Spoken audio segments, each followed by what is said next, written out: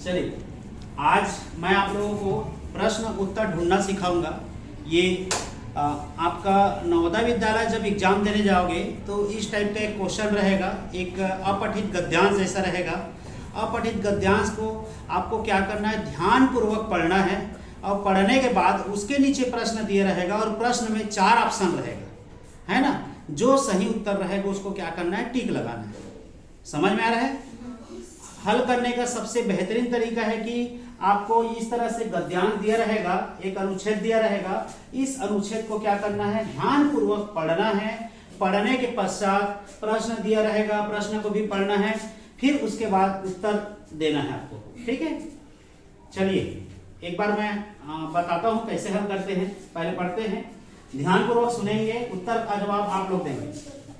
काका, आप लोग पढ़ोगे ना, काका कालेकर का जन्म महाराष्ट्र के सतारा नगर में 1885 ईस्वी में हुआ। देखो, काका कालेकर का जन्म महाराष्ट्र के एक सतारा नगर है उसमें हुआ था। ठीक है, आगे अब काका की मातृभाषा मराठी थी, है ना। उन्हें गुजराती, हिंदी, बांग्ला और अंग्रेजी का भी अच्छा ज्ञान था।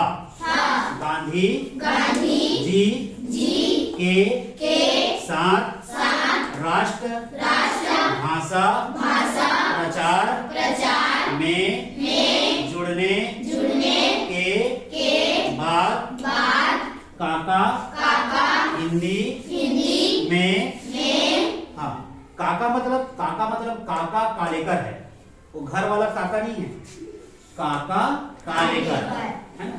लेखन करने लगे।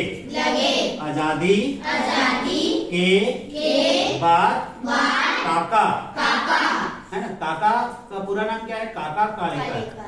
जीवन भर गांधी जी के विचार और साहित्य के प्रचार प्रसार में जुटे रहे। महात्मा गांधी के अनन्य अनुयायियों में विनोबा भावे श्रीमान गांधी, अब्दुल गफ्फार खां और काका कालेकर समान रूप से याद किए जाते हैं। हाँ, महात्मा गांधी के अनन्य अनुयायी कौन कौन थे? देखो, अनन्य अनुयायी थे विनोबा भावे, श्रीमान गांधी, अब्दुल गफ्फार खां और काका कालेकर। ठीक है, अनन्य अनुयायी थे। ठीक है, काका जी का जन्म कहाँ हुआ था? महाराष्ट्र के सतारा नगर में 1885।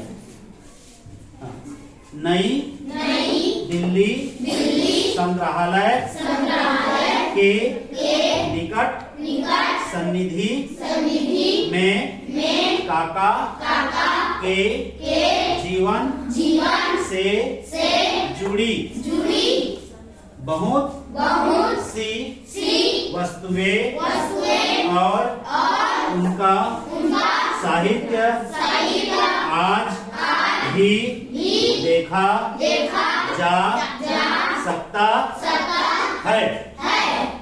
पहला नियम, ध्यान पूर्वक पढ़ना है। ठीक है, हाँ, दिल्ली के पास एक संग्रहालय था ना। ठीक है, याद रखना, ये शब्द आया है। और ये क्या, इनको कौन कौन की भाषा आती थी? काका कालेकर को मातृभाषा मराठी, उनकी मातृभाषा क्या था? मराठी। चलो अब प्रश्न की ओर जाते हैं। चलो, काका कालेकर का जन्म किस नगर में हुआ। हाँ, अभी पढ़े हैं, बता सकते हैं कोई? काका कालेकर का जन्म किस नगर में हुआ? हाँ, महाराष्ट्र के सतारा नगर में। आपको 4 ऑप्शन दिया रहेगा बेटा, पहला, दूसरा, तीसरा, चौथा। जैसे लिख देगा सतारा, दूसरा गुजरात, तीसरा अहमदाबाद, पांचवा महाराष्ट्र।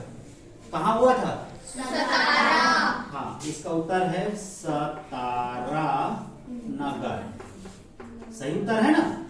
हम वहीं से पढ़कर जाएंगे। हाँ, राष्ट्रभाषा के प्रचार में कालेकर किस महापुरुष से मिले? हाँ, हम पढ़े हैं ये राष्ट्रभाषा प्रचार प्रसार कर रहे थे, तो इसका मुलाकात किससे हुआ? महात्मा गांधी। ठीक, तो यहाँ पर 4 ऑप्शन रहेगा बेटा, है ना? अ अब्दुल गफ्फार खान, ब आपका विनोबा भावे, स सीमांत गांधी, चौथा महात्मा गांधी। तो जो उत्तर रहेगा उस पर क्या लगाना है? टिक लगाना है ना? क्या लगाना है? टिक। तो उत्तर क्या है? महात्मा गांधी।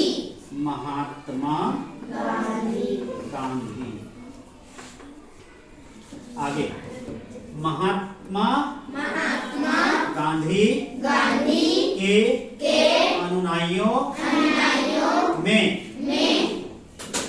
कौन थे? महात्मा गांधी के अनुयायी कौन कौन थे?